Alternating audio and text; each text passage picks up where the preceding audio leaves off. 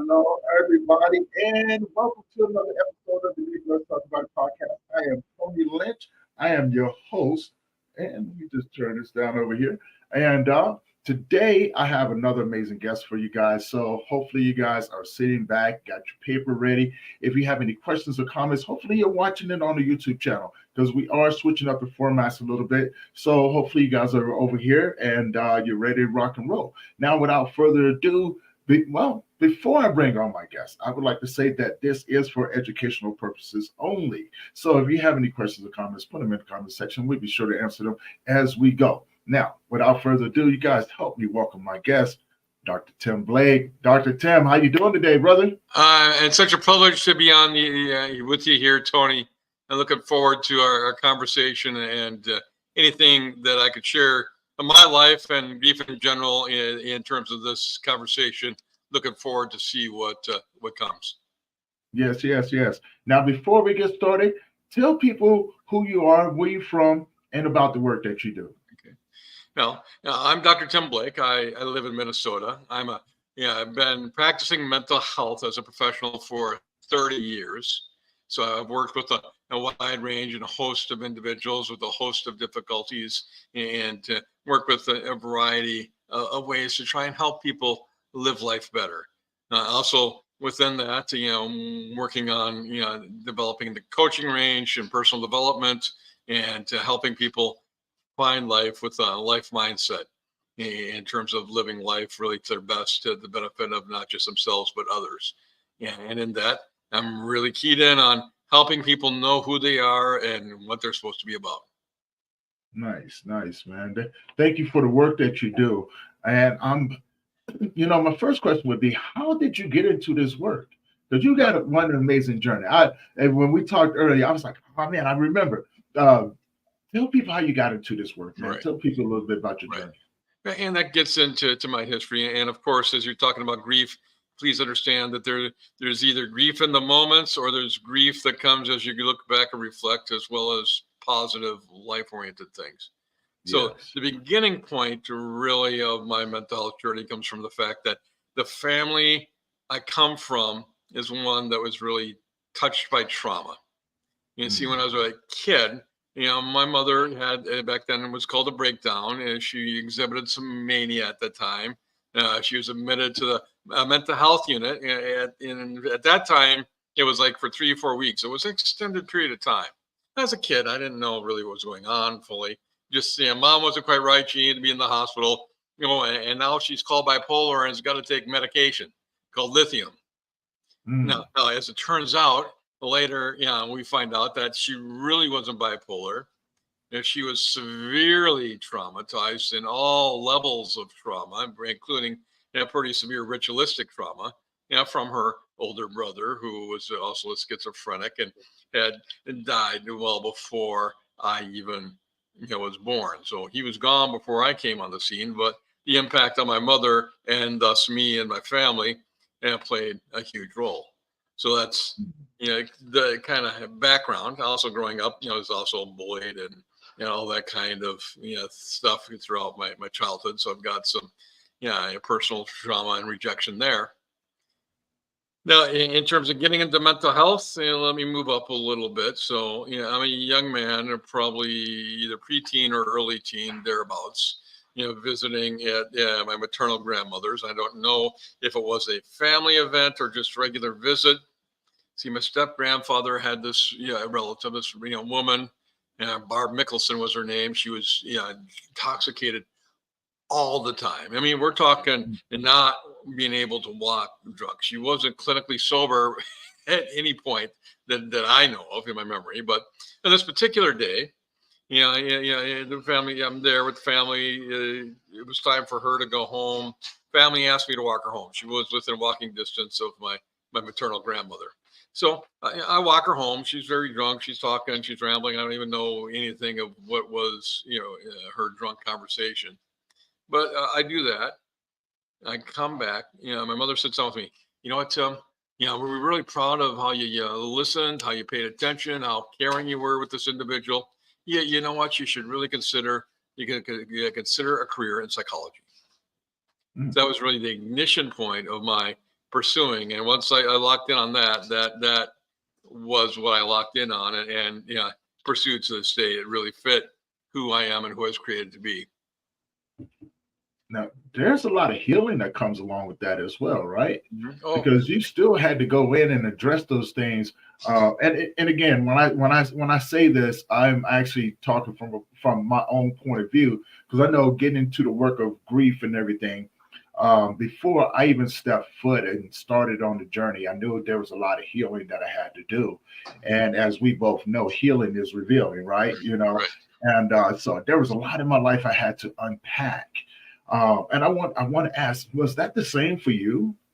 But my life has been a continual process and a journey. And so part of that process and journey, as we're talking about grief here, is being able to get into the pain, get into the grief, get into how you've been hurt, and be willing to process it, move through it, learn from what happened to be able to move through.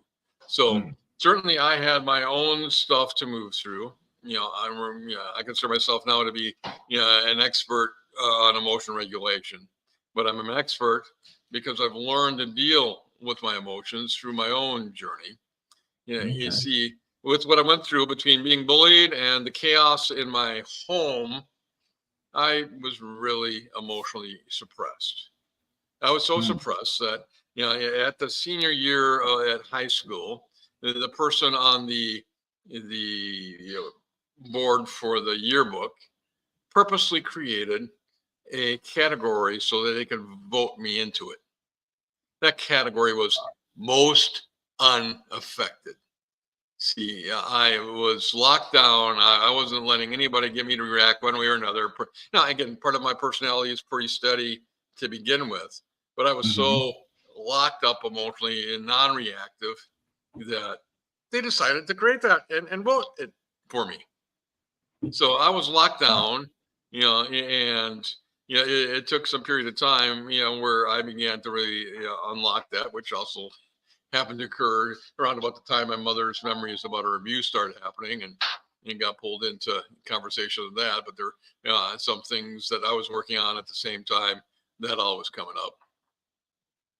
Wow. Now, that kind of reminds me, I want to get your thoughts on this because nowadays we have this whole thing that people want to add toxic to the end of everything toxic, Yes. toxic masculinity, toxic femininity, what I'm saying, emotional, toxic emotions and things like that. And it's been a struggle. I know on my end to get people to start to reword those things like maybe it's not that, right? You know what I'm saying? I do, there is some things that can be very toxic, but labeling things just because it sounds good does not give a solution to what it actually is. Right. So And yeah. So two things. good. You could go on, and I'll probably about 4 or 5 other things to respond to, but just in terms of toxic, when we define something as toxic, that's something we're describing as a poison, as having a negative effect on us. And so Mhm. within that, we can fail to take responsibility for what's going on with us. We might have a tendency to look outside ourselves and say, all this stuff going around me is to blame. So this here, this there, this. Now, there are things that are wrong. There are things that hurt, and there are things that damage. Mhm. But if we try and live our life in such a way to avoid anything that's considered painful, well, we may as well crawl into a cave, in terms of that. But yet, Very that good. toxic label is something that's shifting outside of self, and then labeling all sorts of things as this is harmful. So that's one thing. Now, in that, yeah, you use the phrase toxic emotion. First of all, I want to point out there's no such thing as a toxic emotion. It's how you're handling your emotion and the intensity therein. Now, there is such a thing as really painful emotions. And some Mhm. emotions, the emotions, you can think of it as a wave. And so you got something a little normal, waves of emotion, you come and go, and there. Then you've got some really intense. Some of our emotions are tsunami level waves of emotion where, yeah, it's going to wipe you out. Right. But here's the thing with emotions, that by nature, we're wired, and things react to return to a neutral state. So Okay. our brain chemistry works in such a way that once a neuron is fired, it operates, and then before that neuron fires again, it's got to have a resting period before it's able to be triggered again. Okay. So it's even in the brain that you've got the need for rest and going to neutral before it refires. Okay. Now I do like that, and it definitely made me start thinking. Like I said, I was putting myself in a position where I've seen these things before in society, and I do come from a generation where a lot of those things just wasn't around. You had to actually work through those things, or you learn how to, like you said, suppress it. And and as I mentioned before, it is a fight trying to get people to understand that no, that it's not always a toxic this or a toxic that, right? There's other underlying things, but I think in most cases, people are afraid to do the work, Yes. right? Right. You know, Right. Right. People especially, are afraid to do the work, and actually, in our pharmaceutical society, we just want the pill to make it all go away. right, yeah, One of my jobs that I work currently, and I've been at this one for 21 years, work at a local emergency room, working for people in their emergency crisis states where they're suicidal, homicidal, psychotic, whatever, that they're at that crisis point. And sometimes they come in, particularly with anxiety and panic, and just give me something to make me feel better. Well, it doesn't work that way. Some medications are effective and effective for some and help to change you, to help you, function better. And there's certainly a role for the medications, but there's also the role for sorting out you and understanding you and understanding how you've been hurt and what hurts you, and what are the things you can do something about, what are the things that you can't. By the way, we call that serenity, right? Know what I can do yeah, something about and what I can't do something about. And then being able to move through the process that when you find the things that you can't do anything about, well, that's going to involve some loss and grief. This really hurts and it's not going to change. How do I learn to live? yeah, And this is, or I've been hurt in these ways, and I don't want this to be constantly tearing me down and impairing my capacity to live life to the whole. And so I'm going to find a way to move through and be able to change what I can within myself to be able to live life better.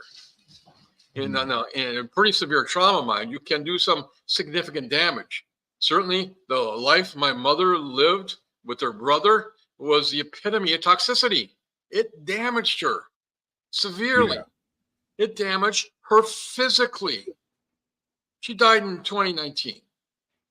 She died, and before she died, she lost her vision. She had her immune system attack other parts of her body, and eventually her brain. And then in her brain, it led to the point where her brain was gone, and she finally left. When her brain got the worst, and she was no longer in her own home, it was about 6 months before she died. But it was good that she's no longer suffering. So there's some things that happen, and it does happen with people that have very, very severe trauma. But there's a change that happens, a change that happens in the body, and it's just going to be part of how it plays out. You can't undo some of the wounds that happen, but you can let them heal, and you can live life to your full. Sadly, I don't think my mother ever lived her life to the full. The trauma, it was so severe that she was restricted, but she did embrace life. See, while my mom did some things that hurt and led to my own uncertainties, the one thing that she grounded in me it was that of growth. We were always giving us new things to try. Basically, growing up, there was a hobby that existed. She had us try it. So I tried all sorts of things, because she encouraging growth, encouraging trying new things, not to give up, not to hold back. Even though much of her life she was held back, but she poured in growth, she poured in understanding. And so, we're going to get this in our lives, right? Even if you don't have the really, really bad things, we've all been injured in some way. We've all got grief. Grief is normal. We've all got loss. And so how do you sort through it? How do you process through the stages and the elements so you take the things that have hurt and be able to refine it into something of benefit? And you refine it into something of benefit, then you can in turn take it to generate life and pass on life to others. See, what you described is the essence of what I'm calling life mindset, by the way. You take Right. in what you have in life, you work, you refine it, you process it, and you find the good, turn the good you can, and the things you need to let go of, you let go of. So some of these things that hurt, the process to heal is you forgive. And once you forgive, you're no longer bitter, you're no longer having everything shade everything you do, and you're able to live life. You hold on to the pain, Mm. you hold Yeah. on to loss, you get stuck in it, you're going to be stuck and you're going to have a hard time in life, and it's going to impact everything. That I can definitely understand. And you said a couple things, but I want to touch on like because I think I want to touch on the stages of grief because I think a lot of people get confused, right? As to why the 5 stages of grief were actually written. And I'll often have to go through because people go through the 5 stages of grief. I go, yeah, I understand that, but let me just reiterate on something. I understand. See, the 5 stages of grief were great pillars, right? They're great pillars, but they weren't actually meant for written for people who are actually grieving the loss of someone. They were actually written for cancer patients, and they were monitoring what they were going through. I said, but now, if you want to really go more in depth about the stages of grief, separate them, and then when you begin to feel those emotions, write them down within you think the stages of grief are. A lot of times, like I've managed to get up to 46, 47. Mhm. And I know there's people out there that have probably gotten up to more.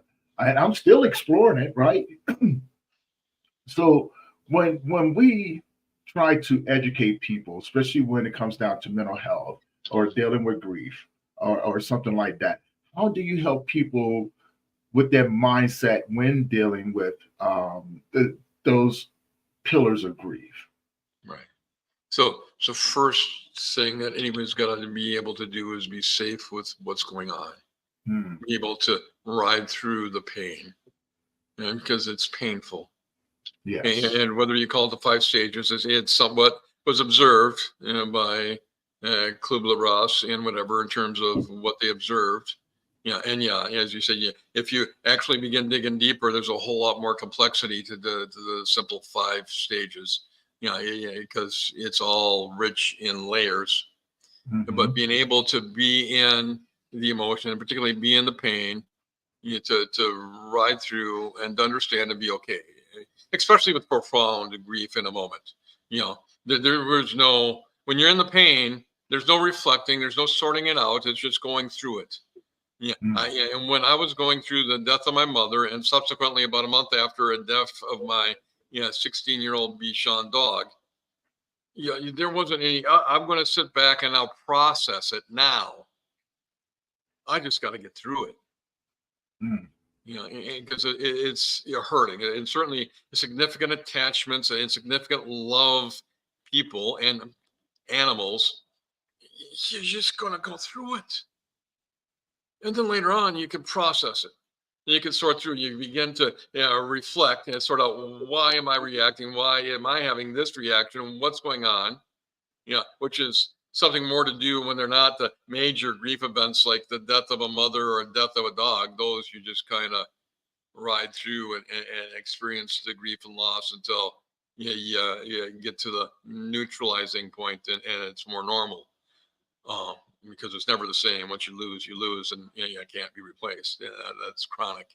Um, Right. but being able to be at what we call the acceptance stage, the neutral stage, when okay, this is the new normal.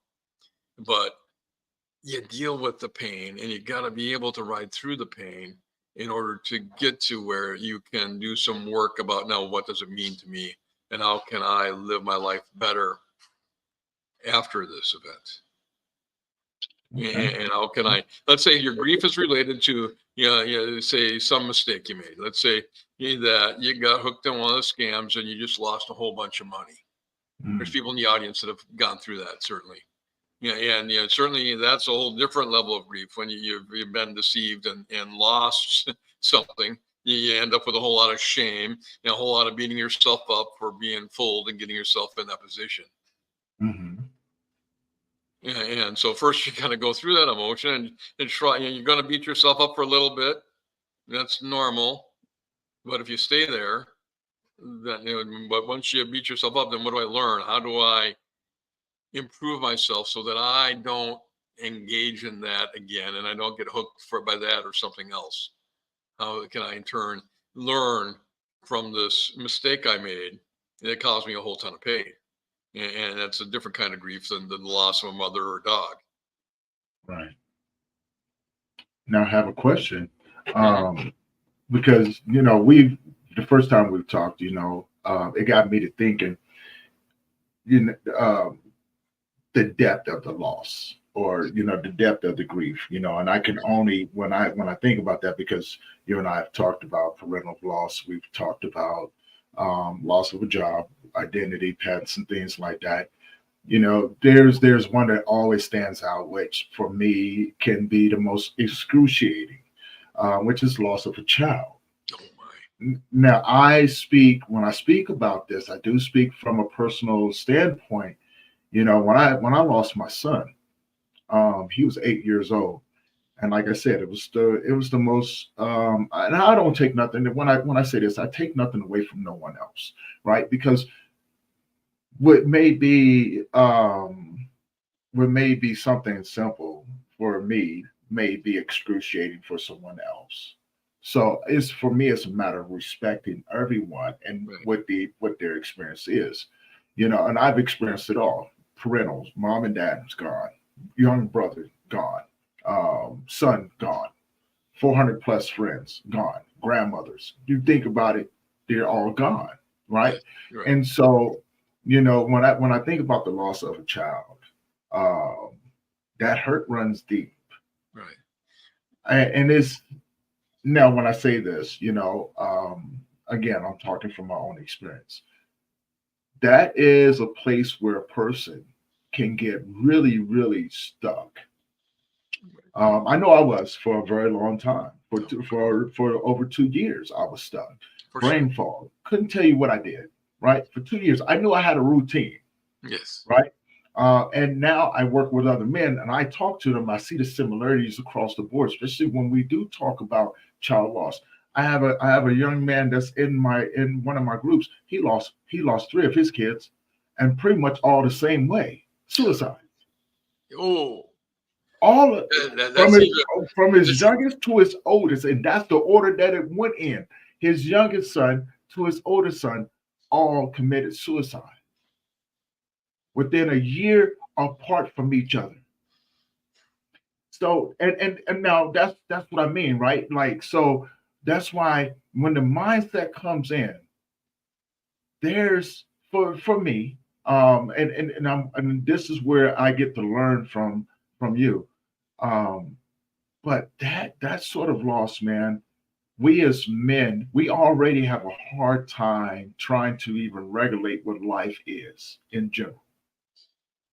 And you add that on top of it, it is really, really easy to slip into a mindset of, I don't want to do this life anymore.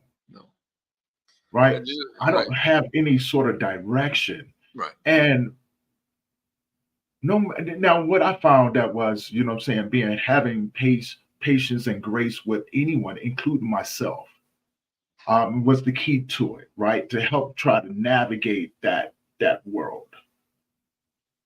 But now, what would be your approach, right, as a man, and dealing with someone who has dealt with the depthness of that sort of loss and had to navigate that grief?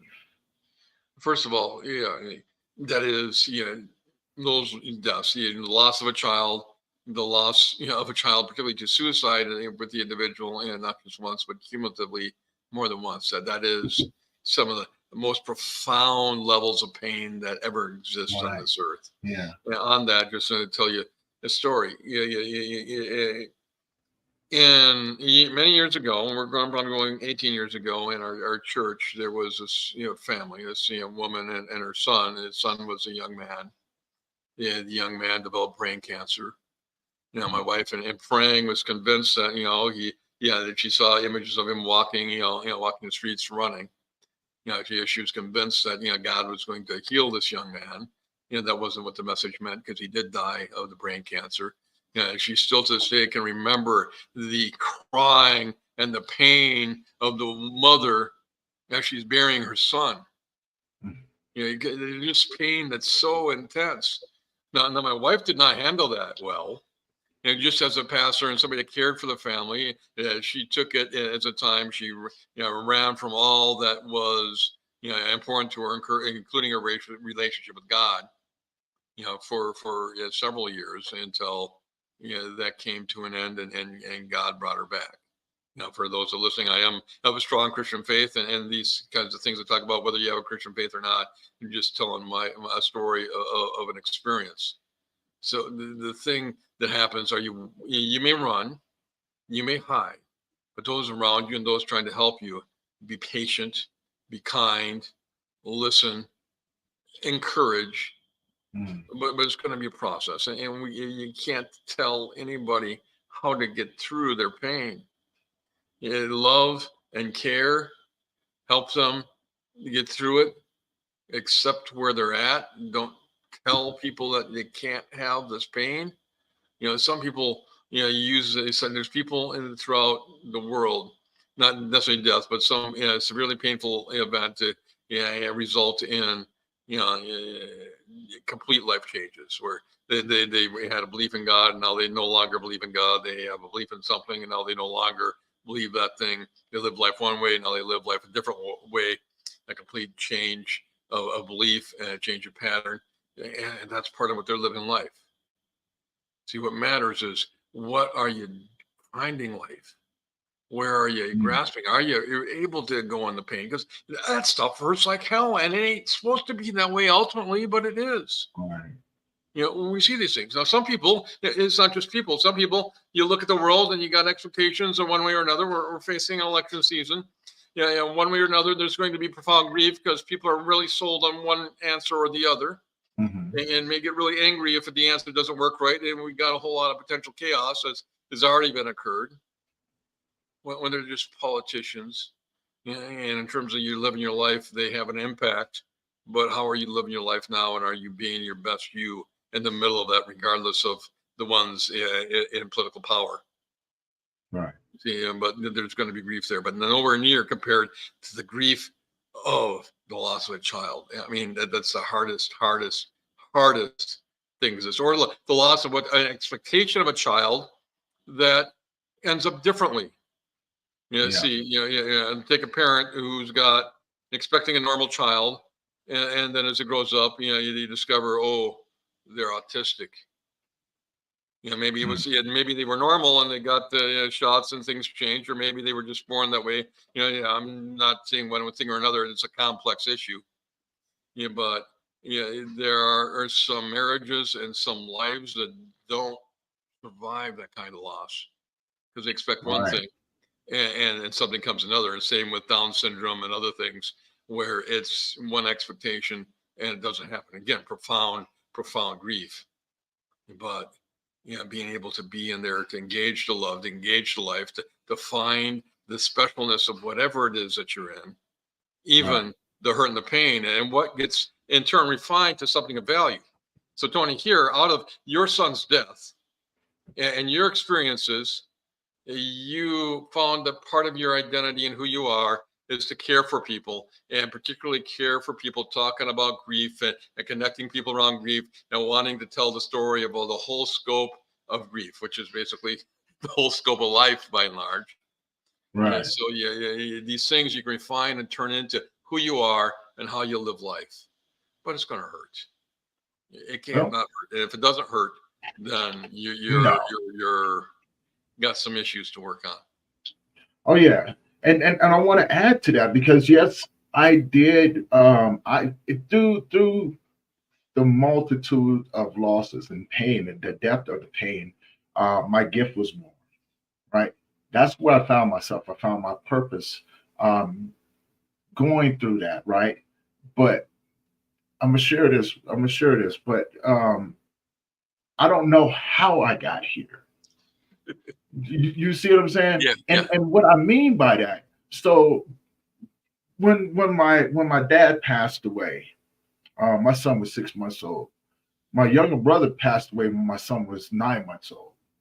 My son passed away when he was 8. My mother passed away 2 years after that. So my mindset was, I'm an orphan in the world. I have a younger sister, Hmm. and she has 4 daughters. And I love them to death. I love them with all my heart. But I live in Colorado. They live in Virginia, right? So it's not like I can go see them whenever I want to. I've always been alone since I was young. I've been alone for over 30 some years. Never been around, but haven't been around my family. So the first time I got around my family, it was like they were strangers to me, Sure. right? Because I've always been alone. And I've always just moved around that way as well. So never letting anybody get close to me or anything like that. It's just the way that I learned how to survive in this world. Yeah, absolutely. Um, you know, and I was a game maker for over 20 some years. Okay. So now fast forward, I've been to prison, I've been shot, I've been stabbed, I've been through it all. Now this process after all of that, like I said, this was a different sort of alone for me because now I don't have the opportunity to pick up the phone and call anyone to tell them I'm not okay, right? And not that I would have anyway at that present point in time, because life had taught me that, hey, you have to be really careful because people will take this and use it against you. So I had to protect everything that I was. Now, this is where my mindset was really. I thought I was well until I realized I wasn't, right? Because there was a process that I went through. I said, you know what? No more. I'm going to take off. I'm going to leave. I went to South Dakota, um, and only to find out that the young lady that I was with was racist. So I ended up losing everything. Oh yeah, oh yeah.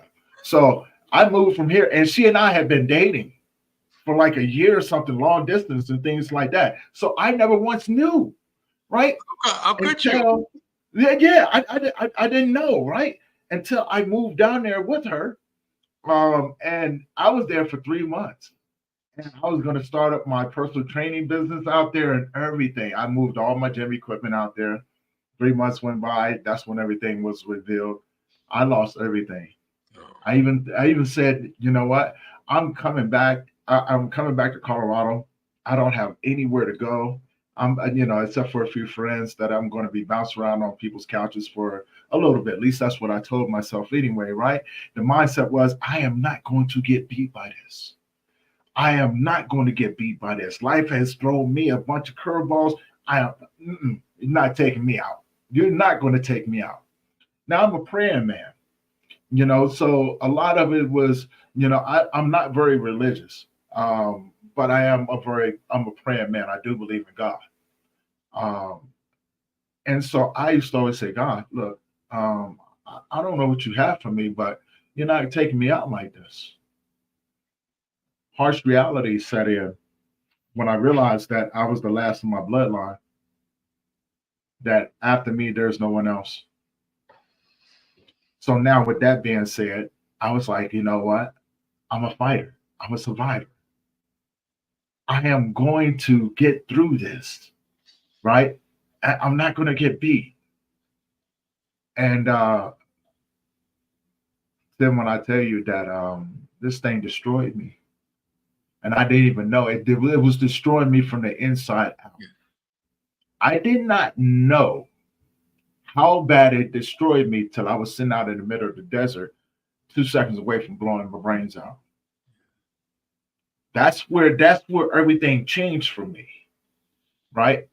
And now when we talk about how I got into this work right here, I had to address the damage that was already done to me being sexually assaulted when I was 6 years old, becoming a drug dealer at the age of 11, um, moving away from home at the age of 15, moving to Colorado at the age of 17, having to walk away from two of my daughters because of my lifestyle, going to prison for 5 years for a crime I never committed, being shot over 22 times. Not only losing my friends, but watching 98% of my friends die, literally get killed in front of me. Some of them died by overdoses, homicides, being beat to death. I mean, you name it, I've seen it. Half of them I carried in my arms. So fast forward to that moment. This is why I say my mindset almost cost me my life because I refused to get beat by anything. But I've been homeless over 20 times in my life. So me losing everything was not anything new to me. I was just tired of it, right? Right. Then I felt worthless. Then I felt, why am I still here? I felt like, let me just, have you ever been tired, so tired that you just didn't want to do it anymore, right? Right. If God had been at that time, and sometimes I go through this as well. If God had been sitting across from me, I would have looked at him and said, I don't want to do it anymore. Please just give up on me. I'm worthless. This was my mindset. And throughout all of that, God said, let me just show you something. And every time I had tried to be a victim in every corner, God showed me why those things had to happen to me. Exactly. And then he downloaded this thing called grief. Yes. Now I spent the better part of the next 9 months fighting it. Then the next 6 months after that, truly accepting it or acknowledging the information that had been given to me. So I never read a book on grief or trauma or anything like that. These were things that was just embedded in me that I started to tap into, right? And that's how this came about. And so I originally started my nonprofit to work with other men because I wanted to be surrounded by other men to learn how to navigate it. That's what it initially started off as. I was like, I just need to be around some other men so I know, right?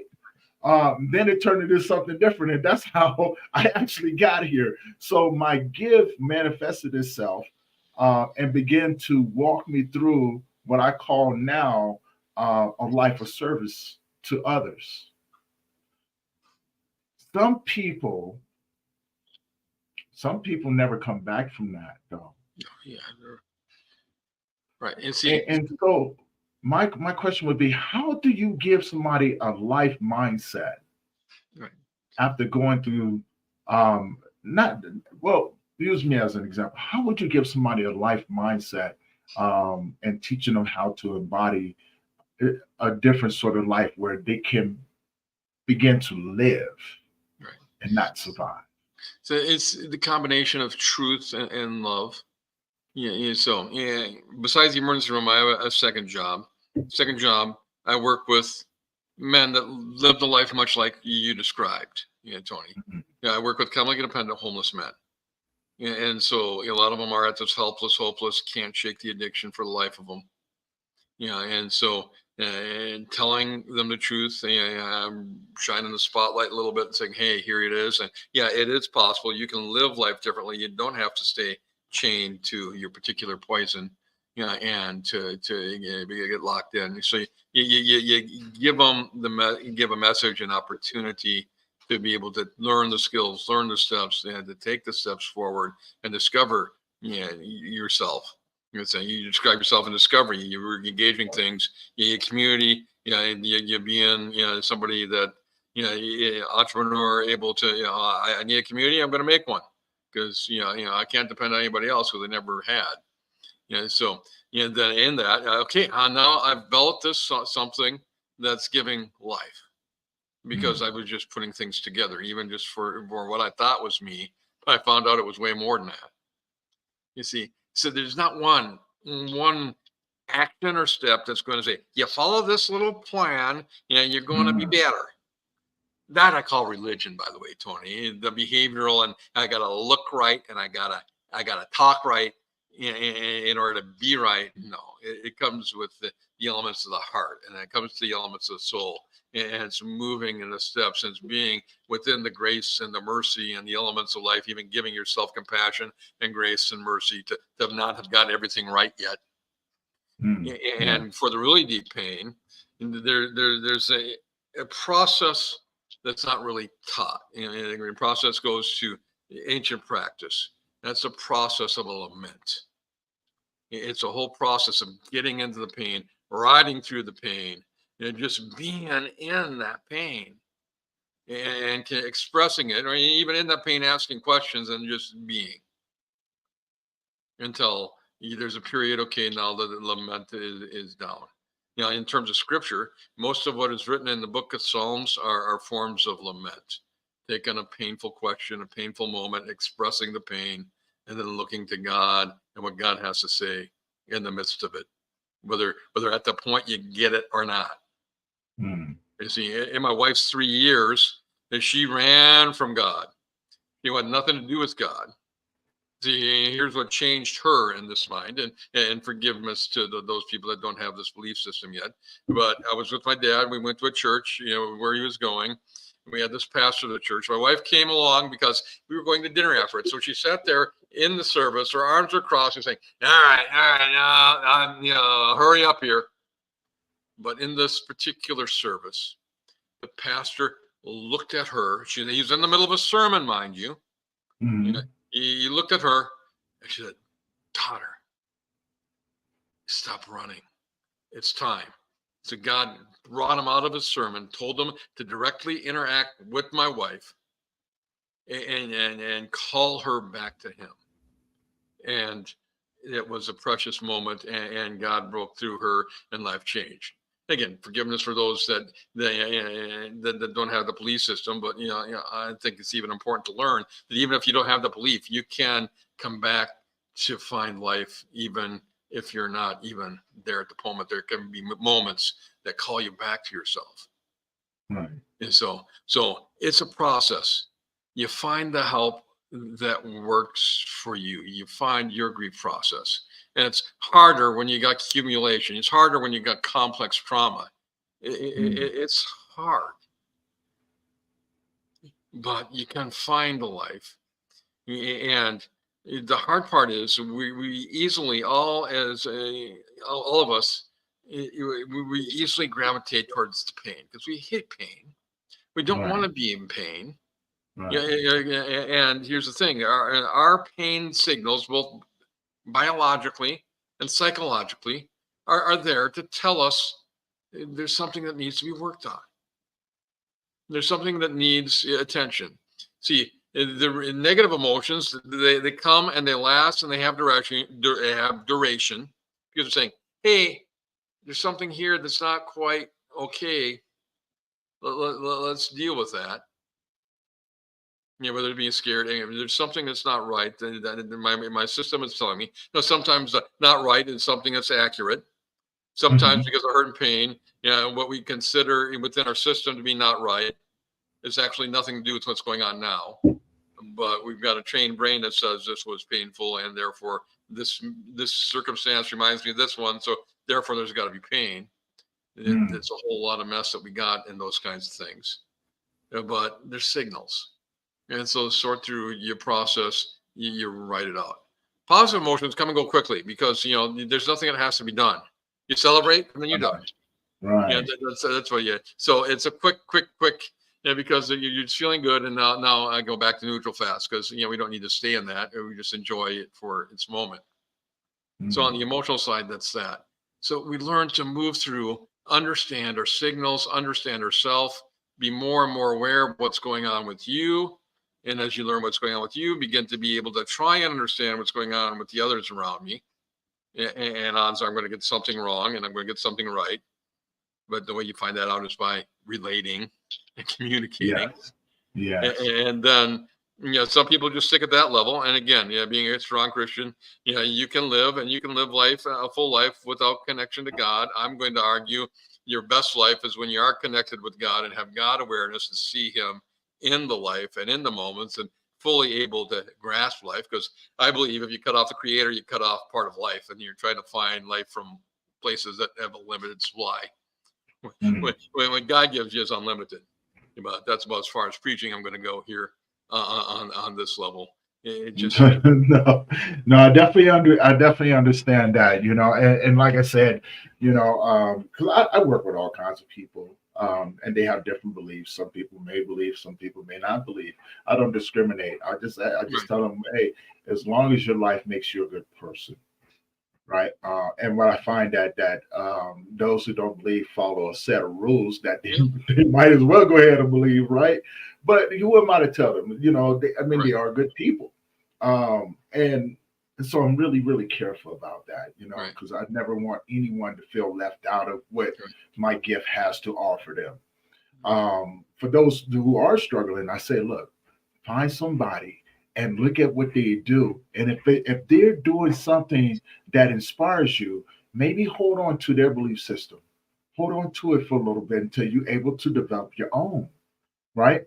And that's what I mean by when I say that, that's what I say. You can share that with a person and things like that. Let them hold on to something to give them some sort of strength, because you never know where a person is in their journey.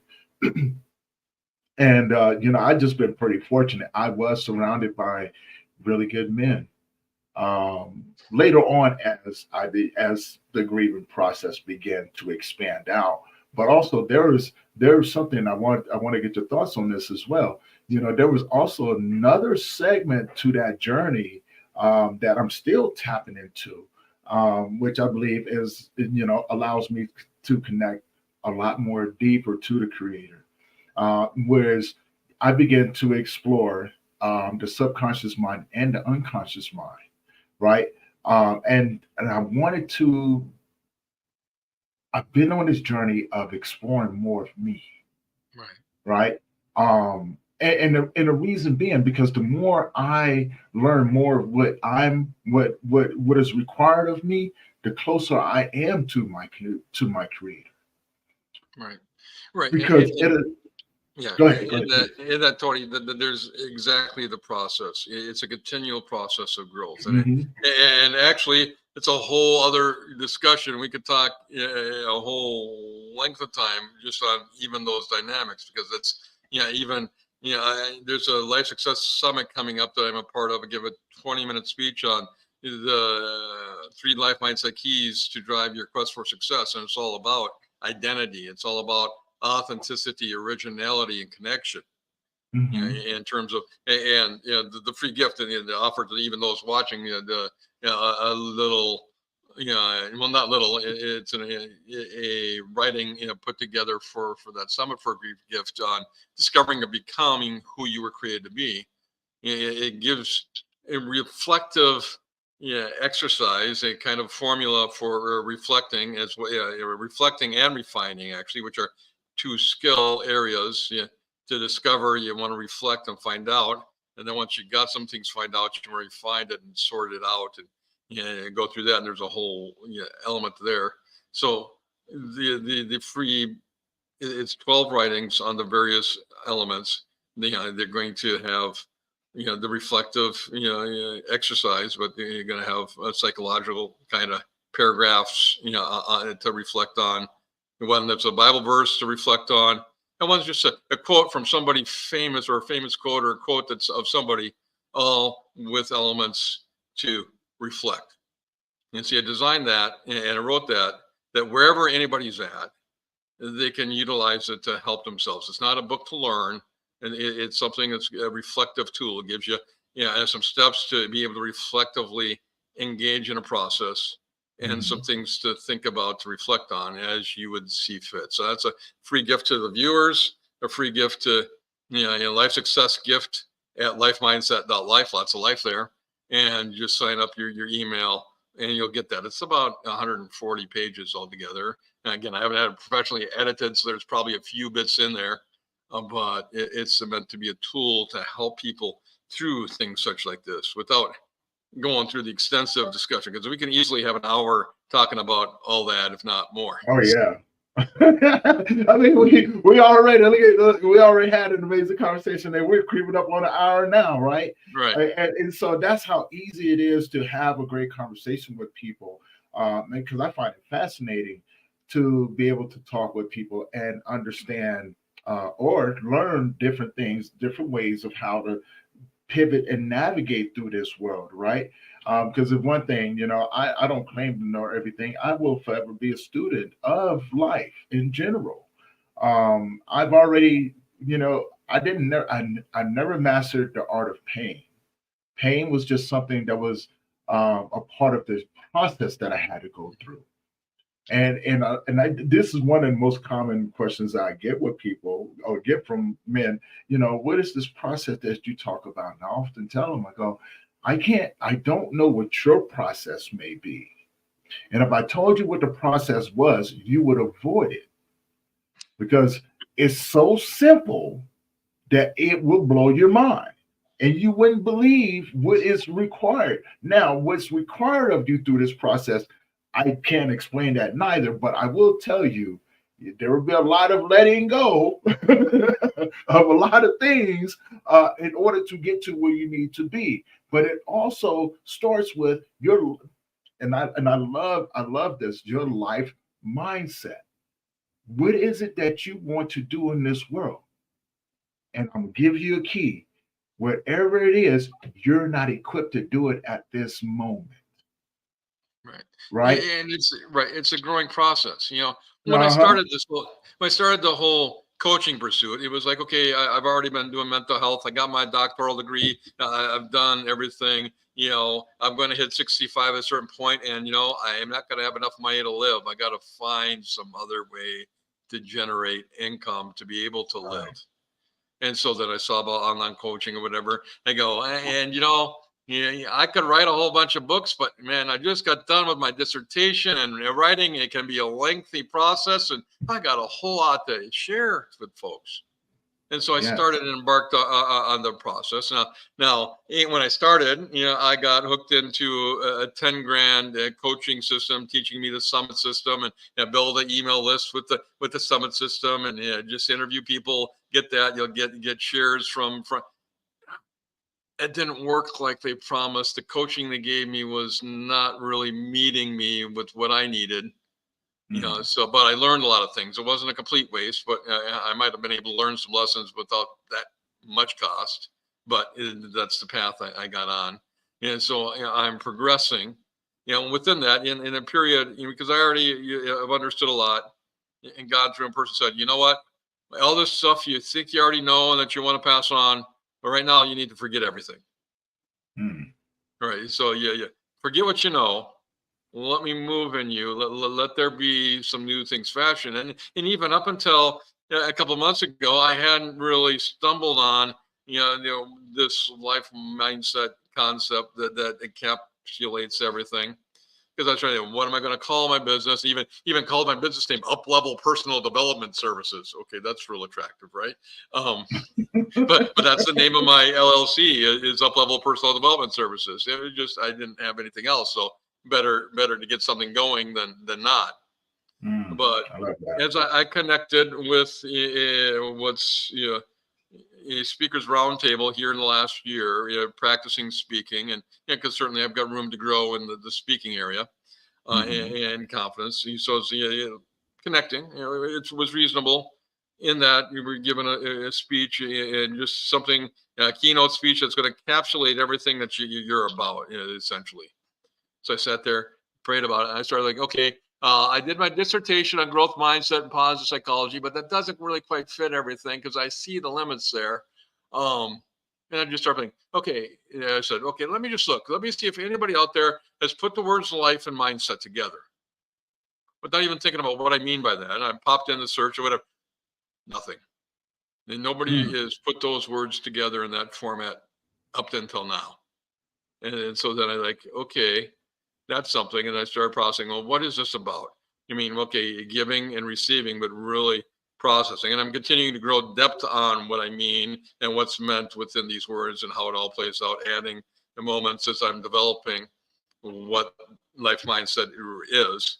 But at the core, it's taking in what's happened to you, refining and processing and sorting it through whatever way, and then being able to release. Yeah, put out the good and let go of that which is not of value. So Okay. that's that story on that. Okay. I definitely love that. I definitely love that. And I want to leave some for the audience. So I want them to come and check you out and everything. So, and look, we could talk forever. You already know Yes, this. And we got to have more conversations as well. for sure, for Um, sure. so with that being said, we're going to wrap it up on that note. Because I'm thinking about all kinds of things, and I would love to do this again. But I want to also give the audience something to come and ask you questions about, because I'm sure they have a lot of questions that they would love to ask you. So his information is down below in the link tree Right. link So that I it have. gives you all the ways on Linktree to hit me. Mm-hmm. I'm actually just this week now a Prime X member, so I'm working on putting stuff there. Certainly in my Facebook, I'm doing some videos, and I also put them over my YouTube. So anywhere on the link that you find me, you can find the trail to get me further. I've got the website. There's things that are certainly being refined there. I'm Mm-hmm. working on getting the coaching stuff, up and running. So if anyone listening here, it's like, you sit there, I hear Tony's story about finding out who he is. I hear Tim's story about his process, but I don't know who the I am. Well, I could even just help folks do a simple discovery and sort out in the process where it is you are. Well, what is it that God made you to be, or who you are? If you don't even want to consider God, that's fine by me. I can help with that. That's a shorter thing, and then I'm working on, and eventually I'll be making sure I get some people, whether they're paid or find some that are just willing to come along for the ride to get the full coaching system going. But that's the process I'm working, and in this process, I'm doing whatever podcasts I can, finding speaking engagements, finding ways to get myself out there. Also, will and learning that in this day and age now, it doesn't have to take me a year and a half to put a book together. I can create some things, use some modern tools to help refine it, Yes. and get stuff out there. So at some point in time before the next year, there will be at least one book out. And that's not this free working it through tool that I've put together for folks. So, and again, there you just go to lifesuccessgift.lifemindset.life, like you see up here in the Mm-hmm. right corner, and you'll get the gift. It's also down. Tony's got it down there below, and you'll get that. I think it's about 130 pages, but it's all put together easily. Part of those pages are a reflective exercise for each writing area, so you don't even have to change the words for the exercises for that particular elements. And again, there's 12 of them. 3 sets, or no, 4 sets of 3. So Okay. for 2, 3, so 4, and so it's all there in terms of that. So I hope folks take advantage of that, and that they find it helpful. And you can contact me at any of those places, and if you just say, hey, I heard you on Tony's podcast, then I can touch base with you on any questions you may have as well. Love that. I definitely love that. Everybody, y'all heard it. Go hit that link down below. Go there, get your free gift. But also check them out as well, you guys. Tell them that you heard them from the podcast, heard them on the podcast and everything. And hopefully you guys have enjoyed the conversation. You guys will see him again. But before I let you go, Tim, if you could leave the audience with something, what would you leave them with? Right. So one little thing for you to think on, I just want you to take a look at where are you at in life right now? Are you satisfied, or are you stuck in some pain? Are you you're pursuing the things of life, or you're stuck in a spiral that you don't know how to get out. Well, if you're stuck in a spiral, that's okay. We all get there. But you can take a step to say, hey, it's time for me to live differently. Maybe the grief and the pain that you're experiencing has been so much and I need to do something different. Well, it starts by recognizing. And when you recognize, and you take some steps to move into making some change, and take in and find the things that are going to help you.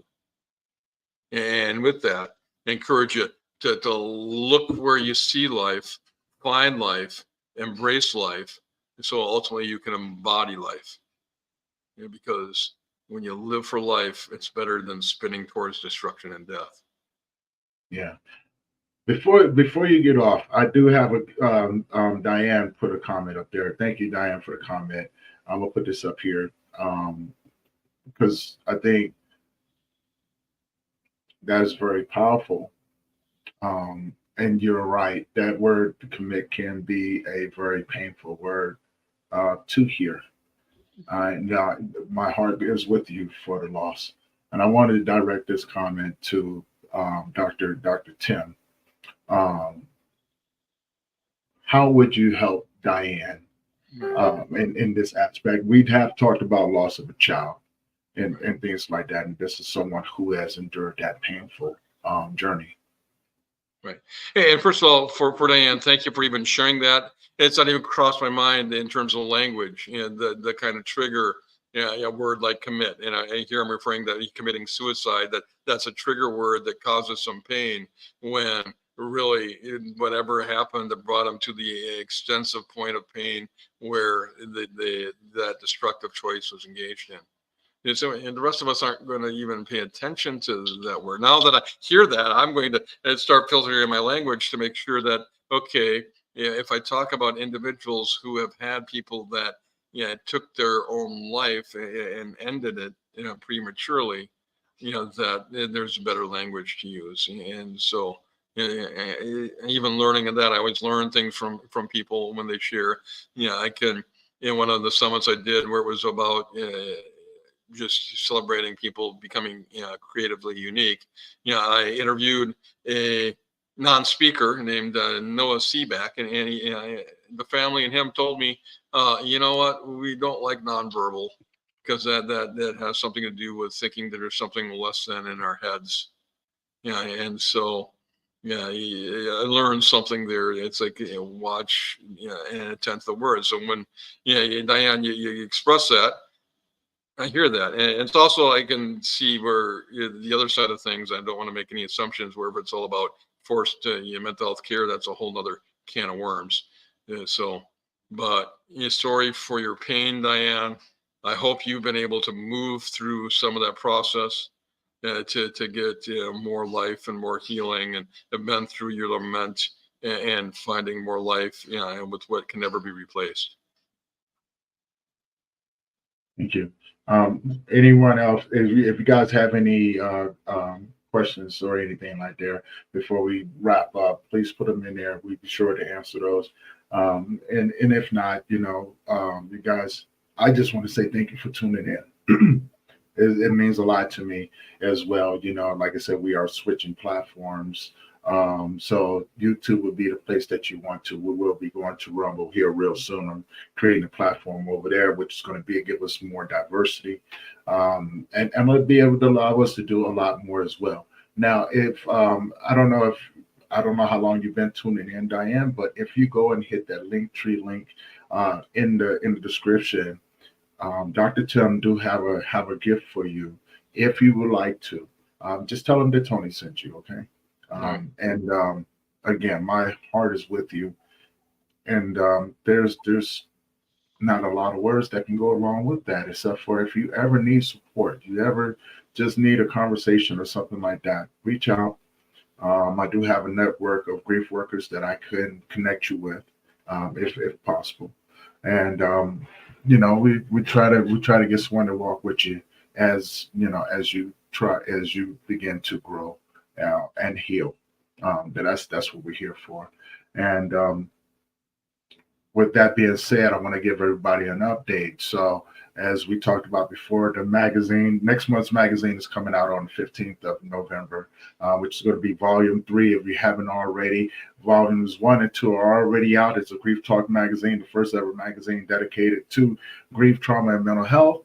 We have articles, we have resources, we have events, we have podcasts. So anything that you need to help in your healing journey, we have there. We have people who are submitting articles all the time. So it's a beautiful thing, a beautiful resource. We want to make it easy for you to find individuals, but also to find that support. So don't forget www is right there. It's right there scrolling across the bottom. If you'd like to subscribe to it, you can do month to month, 6 month, or a year. It's the www.mensgriefsupport.org. You go there, go to the shop. There's the landing page. You go there. By all means, go and enjoy those articles. Also, the Global Grief Conference is still a go. It's going to be starting April 25th through the 27th of 2025. 3 days of virtual events. We have everything for you guys. We're going to keep you guys updated on that as well. We got, but also if you know any men in the Fort Collins, 11 Fort Collins area, I am doing the resilience support groups out here. They're free to attend. Tell them to come on by. I have a program designed to help you move through that as well.